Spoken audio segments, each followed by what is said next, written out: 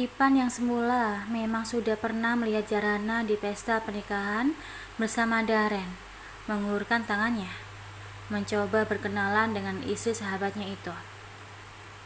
"Hai, aku Ipan," tuturnya dengan senyum yang merekah. Jarana yang masih merasa syok malah mematung. Ia sama sekali tidak mengerti jalan pikiran Daren. Dadanya bergemuruh menahan gejolak emosi yang tiba-tiba menggeledak. "Halo?" Ipan berkata sekali lagi. Tangannya masih mengembang di udara, menunggu uluran tangan Zarana. Maaf, aku Zarana." Zarana melipat kedua tangannya di dada, sambil membungkukkan badannya sopan. Ada senyum tipis yang terbit dari bibir ranum itu. Ipan menarik kembali tangannya, sambil mengesan. Ia lupa kalau istri sahabatnya itu wanita muslim, yang pastinya tidak mau bersentuhan dengan laki-laki yang bukan mahram. Dari segi agama, Ipan memang lebih pintar sedikit dibanding Daren, yang memang sangat awam. "Boleh keluar sebentar? Aku mau bicara berdua dengan Mas Daren," pinta Jarana pada Ipan sopan. "Oh, tentu saja," jawab Ipan. "Bro, gue keluar dulu." Ipan menepuk pelan pundak Daren, kemudian berlalu keluar kamar. "Ada apa sih? Pakai nyuruh sahabat keluar segala?" protes Daren tak terima. Dia merasa tak enak pada Ipan. "Maksud kamu apa, Mas? Kenapa meminta aku ditemani laki-laki yang bukan muhrim, bahkan aku sendiri tidak mengenalnya?" tanya Jarana dengan sedikit emosi. Kali ini kesabarannya sudah hampir habis terkikis. "Aku cuma sedikit khawatir sama kamu. Meskipun aku gak suka sama kamu, tapi kamu itu tetap tanggung jawabku. Kalau ada apa-apa, tetap aku juga yang bakalan dicakalain sama mama, juga papa. Makanya, aku minta pada Ipan buat temenin kamu. Kali saja kamu mau jalan-jalan keliling Bali, bukan mendekam diri di kamar. Itu juga kalau kamu mau. Kalau nggak mau ya sudah, nikmati aja di hotel sendirian," jawab Daren panjang lebar. Bola matanya mengeling malas. "Tapi aku sama dia bukan muhrim, Mas. Mana mungkin bisa selalu berduaan. Lagi pula, kenapa aku nggak ikut kamu aja sekalian? Aku juga nggak bakalan ganggu kamu sama Hani," jawab Jarana masih tidak terima. "Aduh, gini nih kalau ngomong sama cewek udik. Kagak paham-paham," gerutu Daren. "Udah jelas Hani itu nggak suka sama kamu, ngikutin mulu.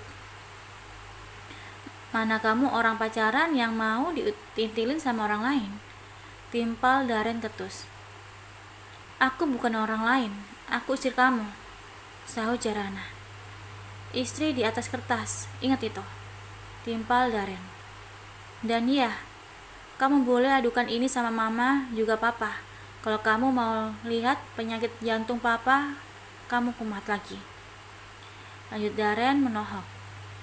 Jarana terdiam. Dia tidak punya alasan lagi untuk menahan Daren, meskipun dengan alasan orang tuanya. Justru kini Darenlah yang mengancam Jarana. Jarana sangat menyayangi kedua mertuanya itu. Dia tidak akan membiarkan sesuatu yang buruk menimpa keduanya. Biarlah dia mengalah. Yang penting mama dan papanya baik-baik saja. Terserah Daren mau melakukan apapun. Jarana merasa benar-benar tidak punya kekuatan untuk menghalanginya lagi. "Sudahlah, ini sudah hampir siang. Hani pasti sudah menunggu di kamarnya," tutur Daren sambil berlalu hendak membuka pintu. Daren kembali menoleh ke arah Jarana yang masih bergeming di depannya. "Ipan itu orang baik. Dia tidak akan mungkin macam-macam. Aku jamin," kata Daren sebelum akhirnya ia membuka pintu dan keluar. Mata Jarana memanas. Hatinya benar-benar terluka. Namun untuk menangisi pun rasanya percuma, tak ada gunanya. Jadilah ia hanya duduk lemas di bibir ranjang, sambil meredakan emosi yang masih menggelayut di dada. Bro, gue titip cewek kampung itu, jangan sampai hilang, jangan macem-macem. Bisa habis gue sama bokap nyokap, tutur Daren pada Ipan di luar kamar. Beres, lu serahkan aja semua sama gue, dia pasti aman, timpal Ipan sambil mengangkat jempolnya. Oke deh, thanks ya, gue mau jalan dulu sama Hani, balas Daren sambil menaikkan turunkan alisnya. Sip, have fun ya, saut Ipan. Daren pun masuk ke kamar Hani, bersiap mengajak pacarnya itu untuk menjelajahi Bali. Kita bebas sekarang, sayang. Wanita kampungan itu tidak akan mengganggu kita lagi, tutur Daren pada Hani yang sudah tampil cantik menunggunya. Senyum Hani seketika merekah, kemudian menghadiahkan kecupan hangat di bibir Daren.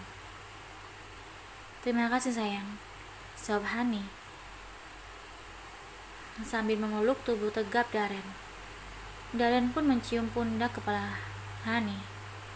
Sedangkan Ipan masuk ke dalam kamar Jarana dengan perasaan serba salah.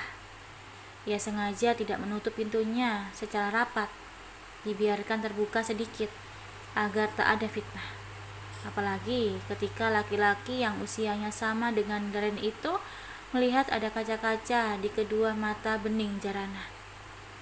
Ipan merasa hatinya tersentuh.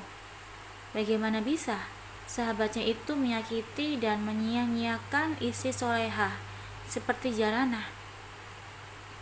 Ipan berjalan, hendak mendekat ke arah Jarana yang termanggu di bibir ranjang. Jangan dekat-dekat, kita bukan muhrim, cegah Jarana dengan mengangkat tangannya. Maaf, jawab Ipan menghentikan langkahnya.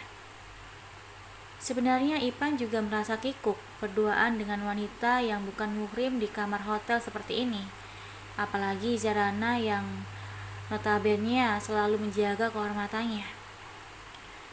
Kalau kamu gak keberatan, gimana kalau kita jalan-jalan di keluar? Terserah kamu mau jalan kemana. Pantai, Ubud, atau kemana aja. Tinggal bilang, biar saya antar. Daripada di kamar hotel begini kan, malah kurang nyaman. Ipan mengutarakan sarannya. Jarana bungkam. Bagaimana bisa ia mengiyakan ajakan laki-laki yang baru ditemuinya dan belum dikenalnya? Aku janji tidak akan macam-macam. Aku sahabat Daren, tapi bukan berarti aku ikut mendukung perbuatan Daren yang lebih memilih pacarnya daripada istrinya. Aku sudah pernah mencoba menasihatinya, tapi ya tahu sendiri, Daren itu keras kepala, tutur Ipan. Lagi-lagi Jarana tidak menghiraukan perkataan laki-laki berambut ikal itu. Ia sibuk menata hatinya sendiri yang masih dilanda kegundahan dan luka akibat ulah suaminya sendiri. Mungkin kita bisa temenan. Ipan mencoba menawarkan diri pada Jarana, menunggu wanita yang sebenarnya cantik alami itu untuk menjawab. Temenan itu butuh waktu untuk saling mengenal satu sama lain. Sementara aku belum mengenalmu sama sekali, jawab Jarana. Iya, kamu benar. Aku memang pernah bertemu denganmu sekali waktu acara pernikahan kalian. Tapi aku sudah bisa menebak wanita seperti apa yang dinikahi sahabatku itu.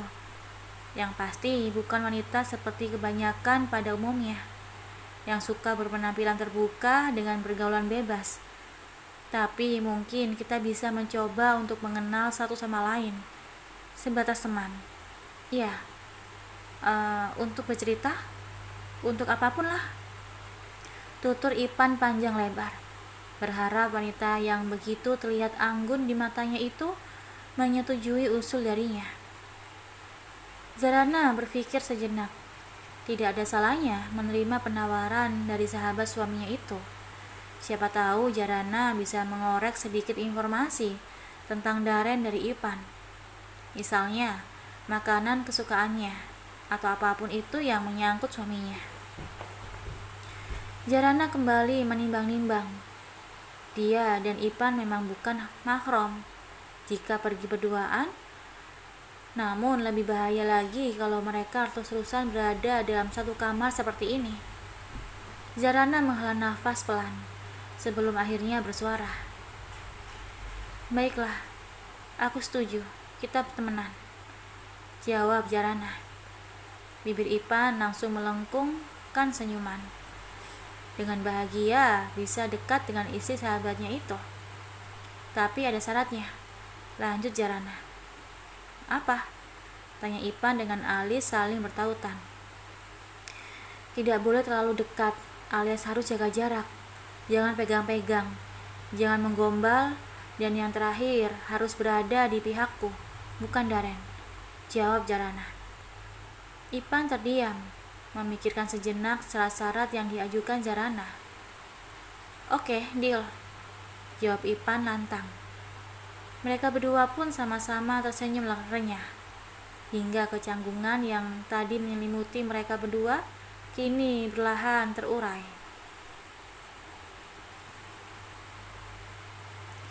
Kalau begitu, hari ini kita mau kemana, Tuan Putri?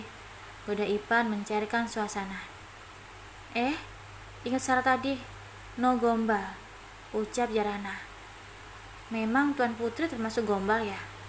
Oke deh, aku ganti aja jadi ibu bos, seloroh Ipan. Gak perlu panggil macam-macam, panggil aja Jarah, sahut Jarana. Tapi aku sungkan kalau cuma sebut nama, elek Ipan. Katanya temenan, tapi panggil nama aja sungkan, protes Jarana. Soalnya kan istri sahabatku sendiri, timpal Ipan sambil tersenyum kikuk. Terserah kamu deh, jawab Jarana. Yuk berangkat, lanjutnya sambil meraih tas yang sudah disiapkan di atas ranjang. Baru saja kakinya melangkah, tiba-tiba ponsel dalam tasnya berbunyi. Lekas Jarana merogoh bendah pipi itu, kemudian menatap layar ponsel. Seketika matanya membulat melihat nama yang tertera dalam layar itu. Mama Sarah melakukan panggilan video. Jantung Jarana berpacu semakin cepat kala panggilan itu belum juga kunjung berhenti. Bagaimana ini? Bagaimana kalau Mama Sarah bertanya tentang Mas Daren? Apa yang harus Zara katakan untuk menutupinya? Dan Ipan? Bagaimana tanggapan Mama Sarah kalau tahu ada laki-laki lain yang bersamanya di dalam kamar hotel?